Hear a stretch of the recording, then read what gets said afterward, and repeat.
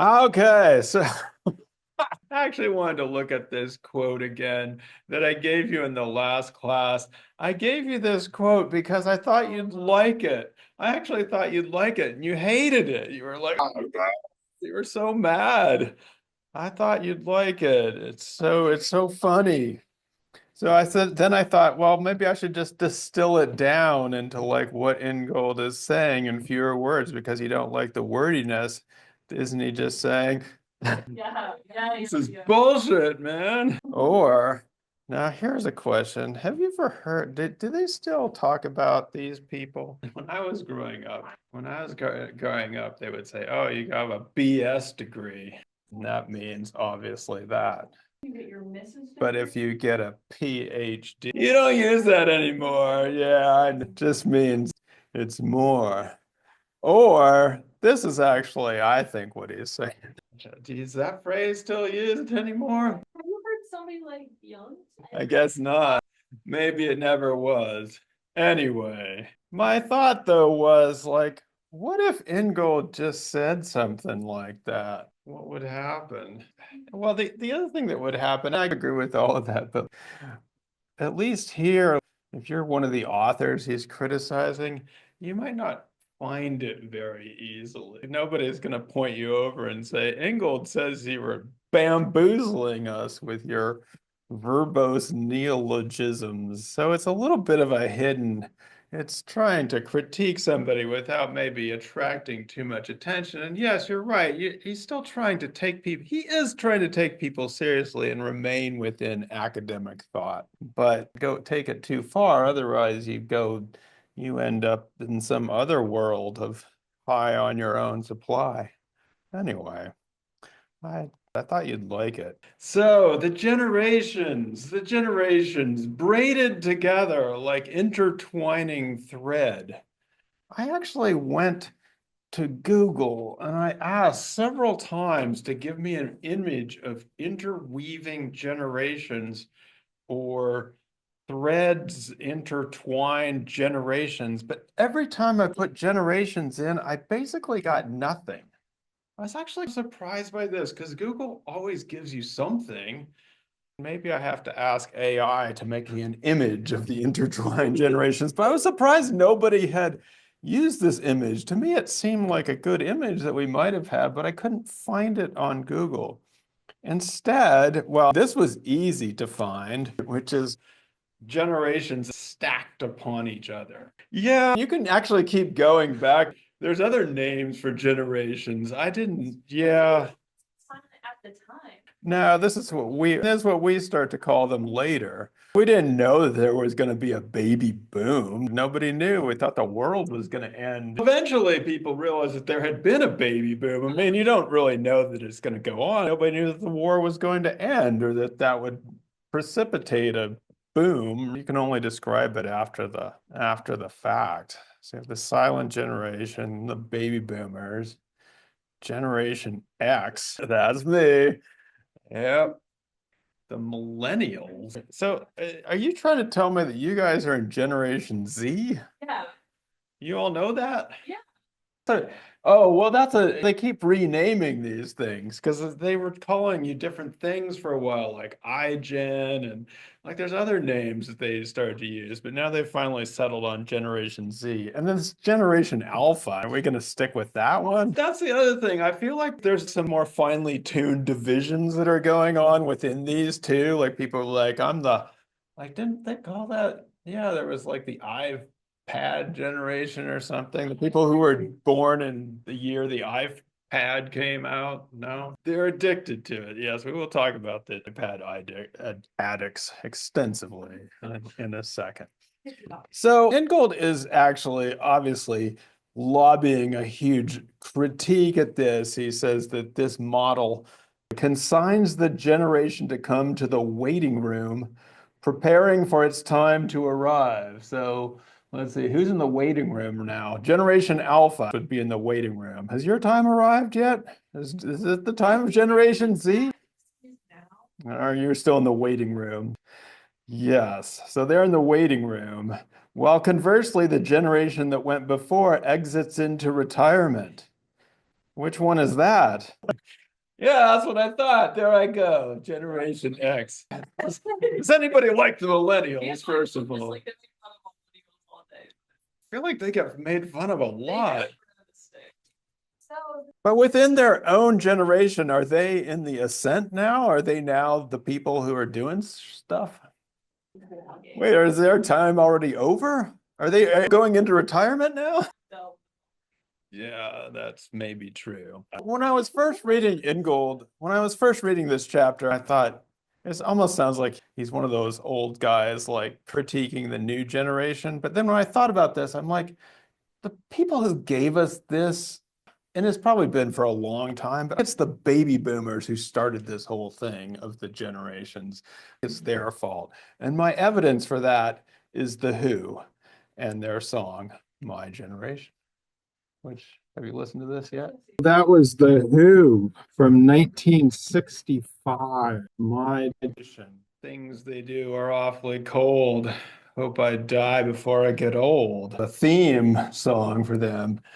So I asked you when.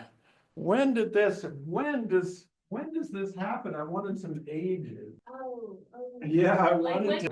When you think people are too young to are too ignorant, and when they get too old and demented and sick. Only a few of you ventured, gave me two ages, 18 and 80. This for me is a wide range.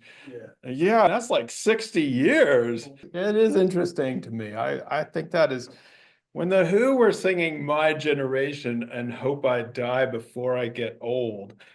I think Silas's number for old probably is what they were thinking about, which is around, I think I forget who it was. It was somebody in the 60s who said, once you're 30, it's done.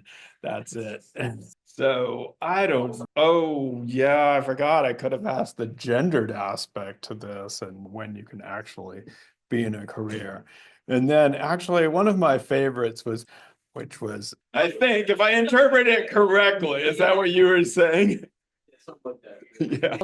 My kids talk about what they call the brain rot generation. Is that a thing? Is that what you were getting at? This was interesting. I wanted to get a sense of what was going on because when the people in the 60s were coming out with this, the hope I die before I get old. Getting old was about 40 years old. And when you looked at some of them, when those rock stars got to be 40 years old, I look back at pictures of Bob Dylan at 45, and it's like he's lived several lifetimes. It's amazing he is still alive today. The constant cigarettes and booze and no exercise does, and no sunscreen. Yeah, well, yeah, but now. The thing is that tragically, some of the people in that generation did die before they got old, quite sadly. In fact, Keith Moon, who is the drummer, that solo at the end is considered one of, I read about him. He was the drummer for The Who, and he died at, I think, 38. I think it was mainly booze. Some others, well, do you know any tragic people from then? I was thinking of Janis Joplin and Jimi Hendrix and I mean, those are both people. yeah, some of them didn't mean to die. They died in plane crashes and stuff. Yeah. So that said, it is incredible to me that some of these people that are like, hope I die before I get old, have stayed with us for so long. They're keeping us in a death grip. One more tour, man. Just one more time. Might be the last one. Actually, it was not too long ago. All these people rushed down to hear Paul McCartney play in New York City unannounced, which would have been cool. I would have loved to be there, but you do wonder, like, wait a second. Now, if it is true that 80 is a line, these guys are fine because they might be just a little below 80. So there they are. Now, speaking of keeping us in a death grip, if you remember this, why are we bound by two people from the boomer generation? Biden was the oldest to ever run, but Trump was the second oldest to ever run. Again, I don't want to be political, but we are being asked to choose between two brands of dementia here, basically. It's like there were two different kinds, and one of them has one problem with getting words out, and another one has a different problem with getting words out, which is that they're just different. And this is a choice that nobody wanted. I won't go into what happened after that, but it does. Yeah, seeing the that just it's weird to me. Again, I'm not political, but it's just weird to me that we are allowing in some way a vision of life from like 50 years ago get imposed upon us.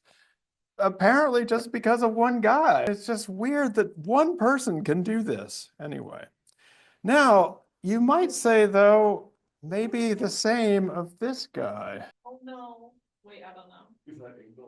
It is. God, I swear to It God. is. It is. He was born in 1948, so let's say that would be 77. So you might wonder, like, hey, is this guy holding on too long? We've been letting him write too many books.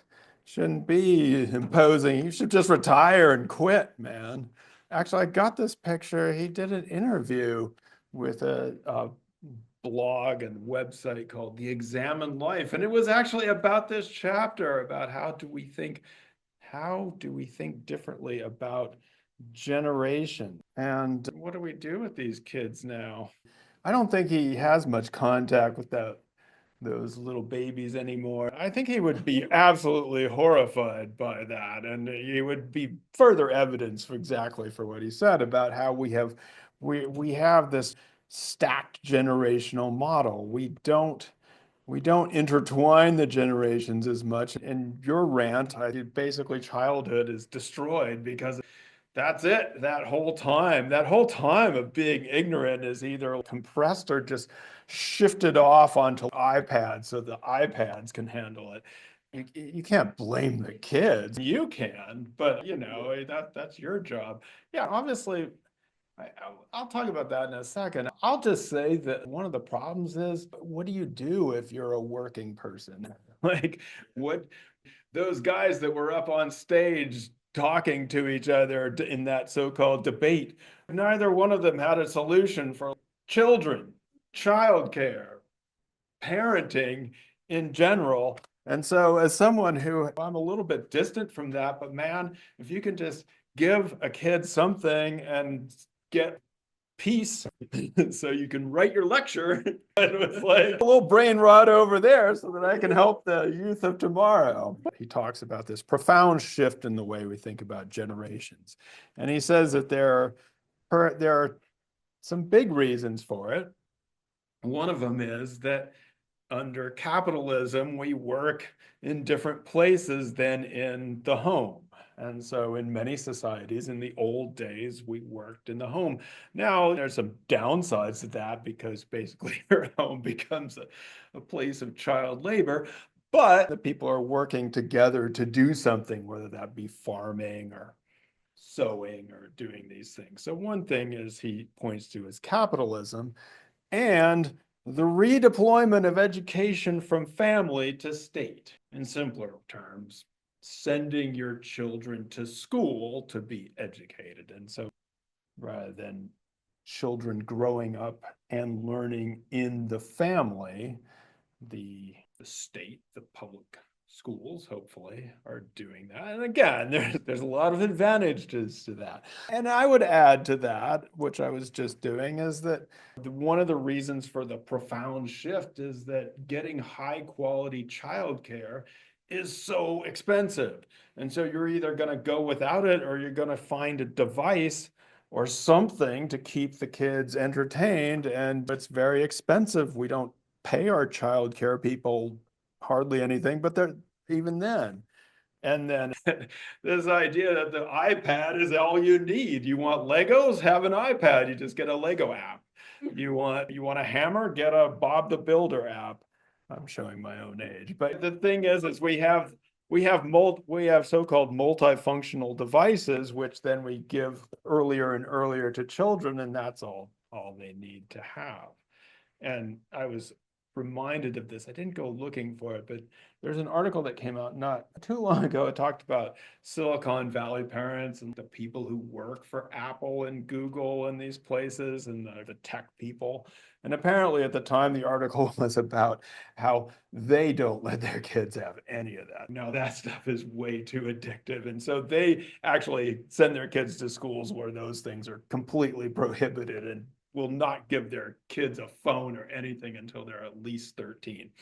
So I don't know how true that is and if it's still true in today's world, but it seemed like the people who were designing this stuff and actually seeing its effects on society were not in the mood for giving it to their own children. Now, so this is interesting. And in a typical anthropology or history class, that's all we'd be studying. But Ingold says, let somebody else study that. I don't know, we'll figure that one out later. I want to do something else.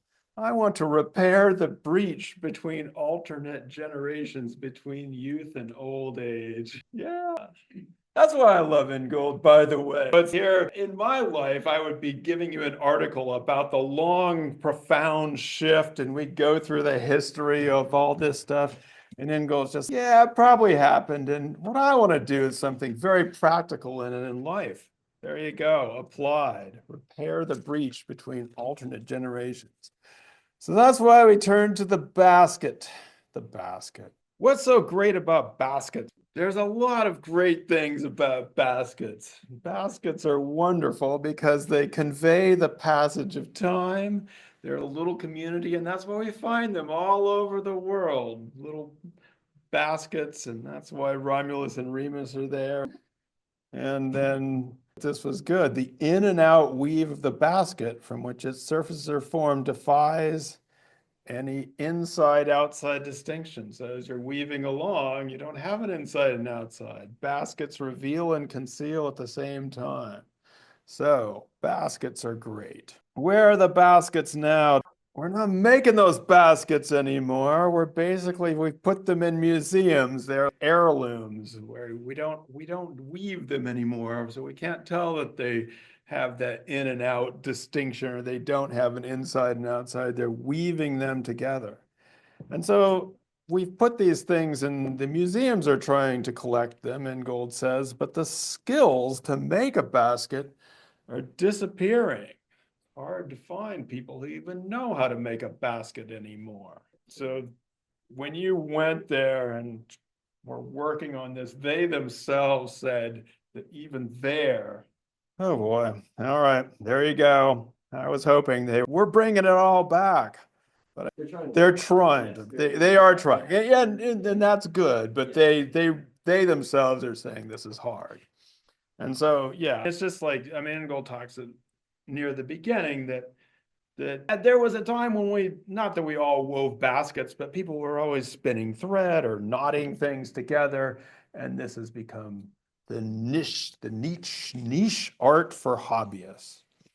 Now, on the one hand, Ingold says that if this were just a question of a technique that was being lost, it's not a big deal, actually. He says that all kinds of techniques have come and gone in human history. Just animals and species, there's more extinctions than there is survival. And if people were just losing one technique, that would not be a big deal. The problem is the draining of life from technique.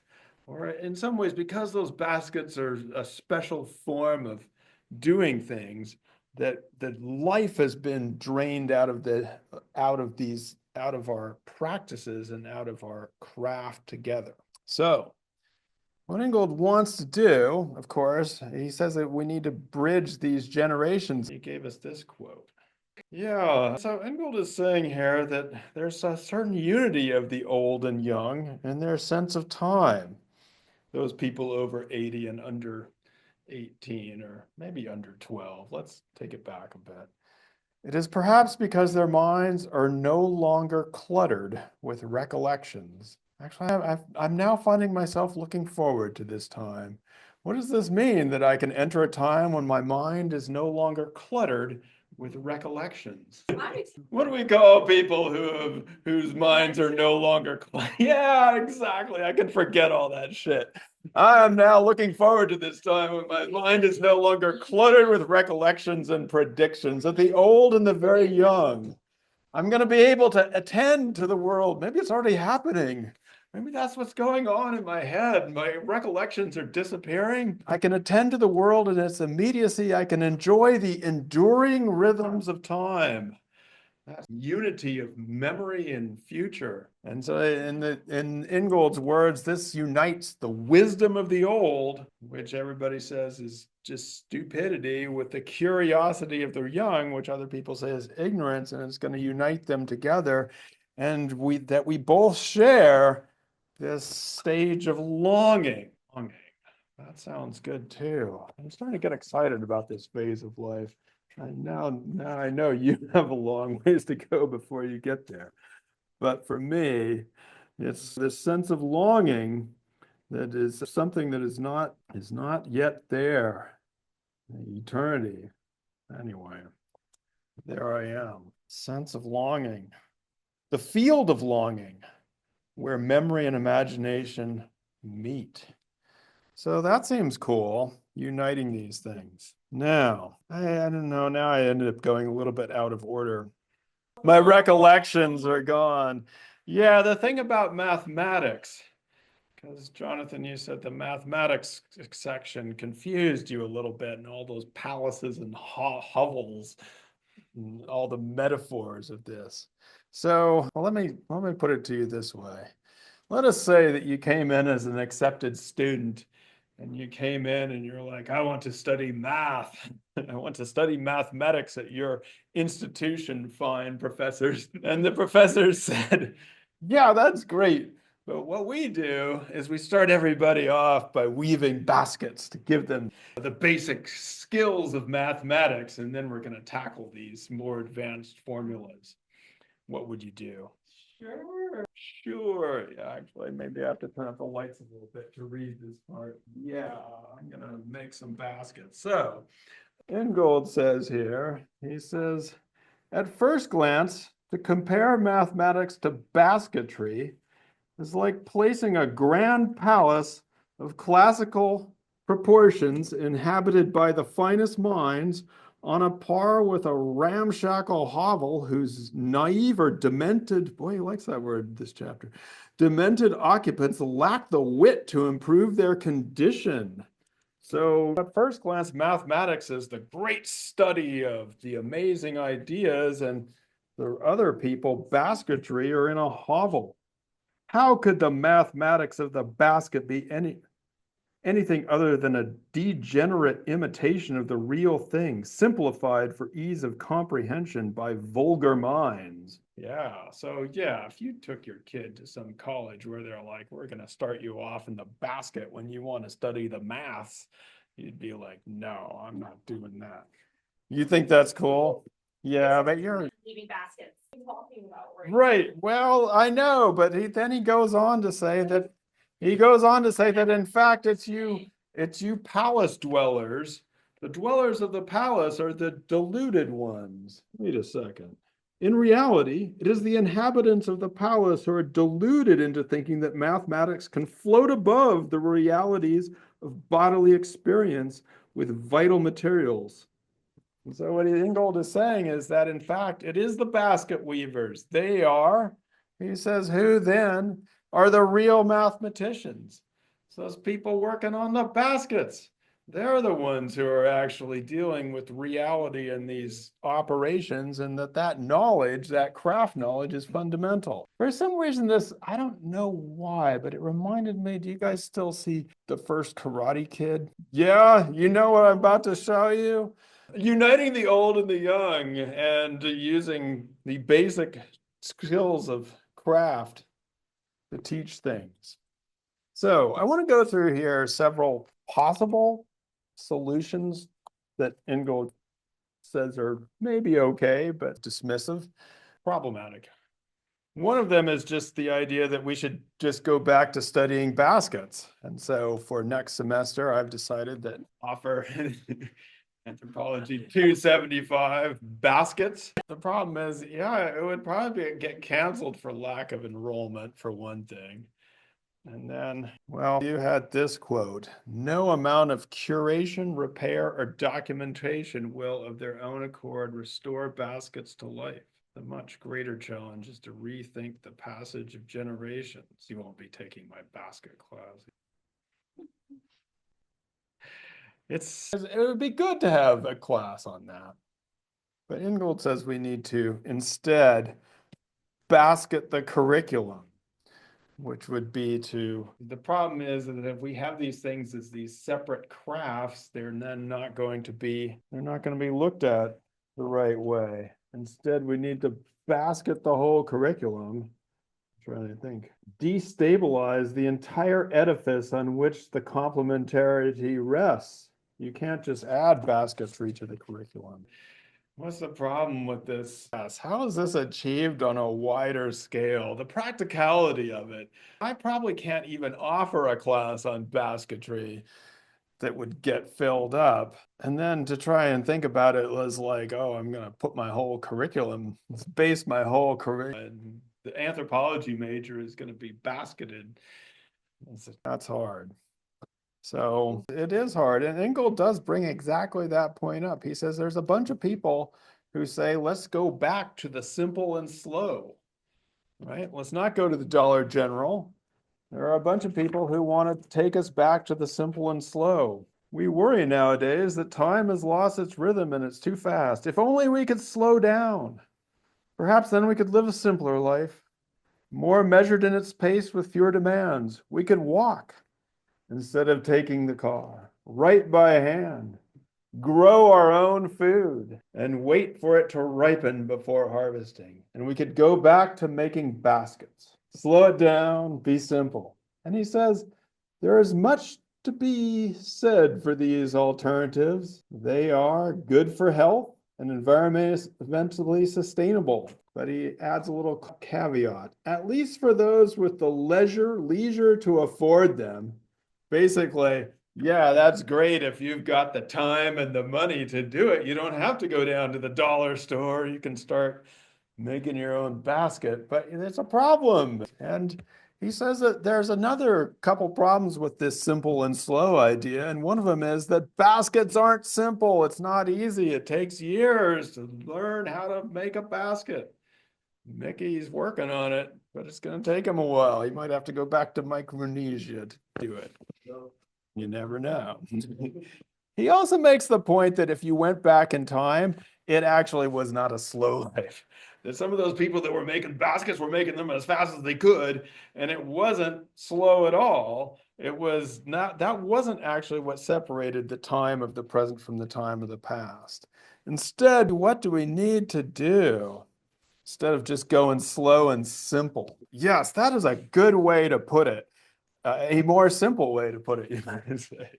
An axial shift from the lateral to the longitudinal, and this sense of going along. Now, before you say that's crazy, remember in the last class we talked about shifting things 90 degrees in the shadow and the transverse thing. So this idea of going along and shifting our perspective, which doesn't mean it's going to be simple, and it doesn't mean it's going to be slow. No, so again, these are things that people have suggested, but Ingold says, that's not quite right. That's not going to work enough.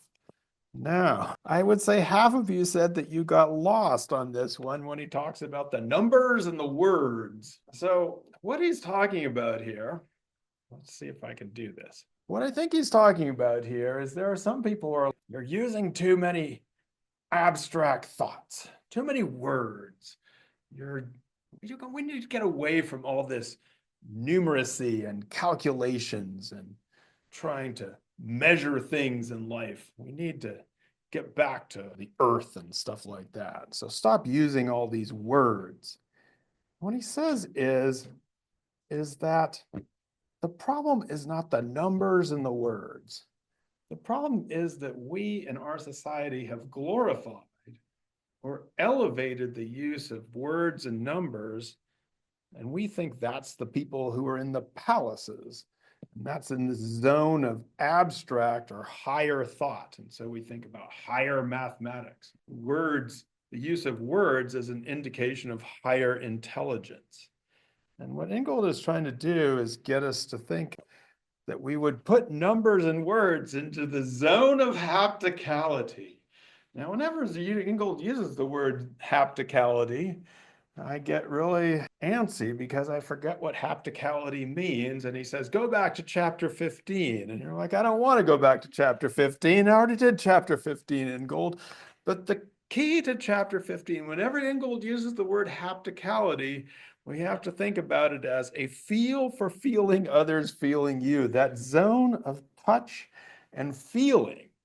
And so what Ingold is trying to do here is to tell us that in fact, we can use numbers and we can use words as long as we use them with feeling. And so they're not necessarily up in the stratosphere somewhere, they're part of our daily life.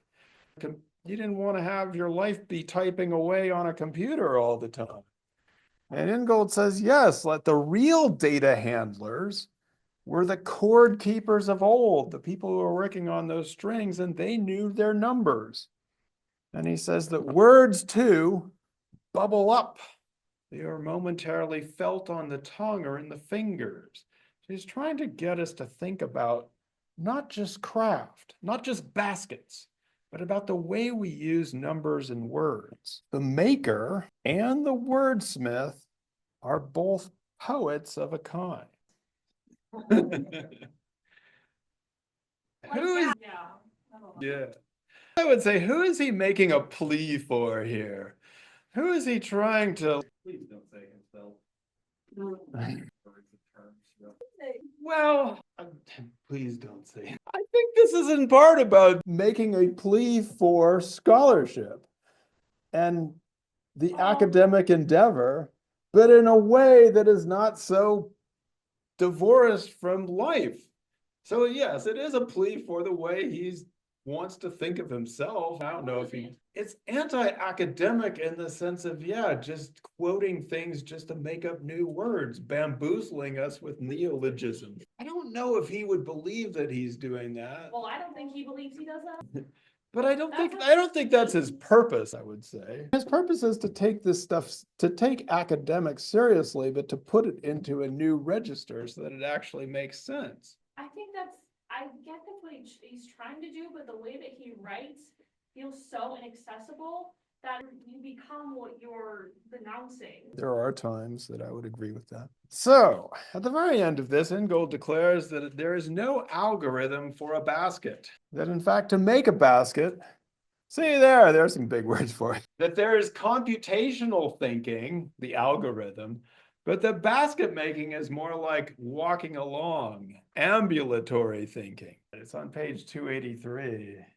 What is the basket maker's solution as opposed to the algorithm? Yeah, so instead of having something worked out in advance that then you just execute a machine, there's no way to do this. In basketry, you have to use the materials and work your way specifically toward a new form. And so, well, you said you're worried about this in AI and stuff. You wanted to believe that another way is possible, although you're scared that it's not. Now, Ingold does declare here that no robot has been designed that could make a basket.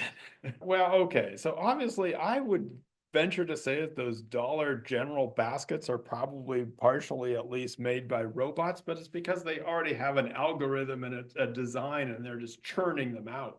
But he's talking about a robot that could take some materials and weave it into a basket. That there isn't a robot that could do that. But I was a little worried about this.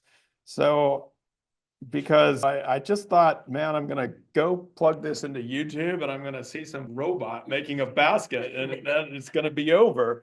And so I asked my AI, I said, has this happened yet?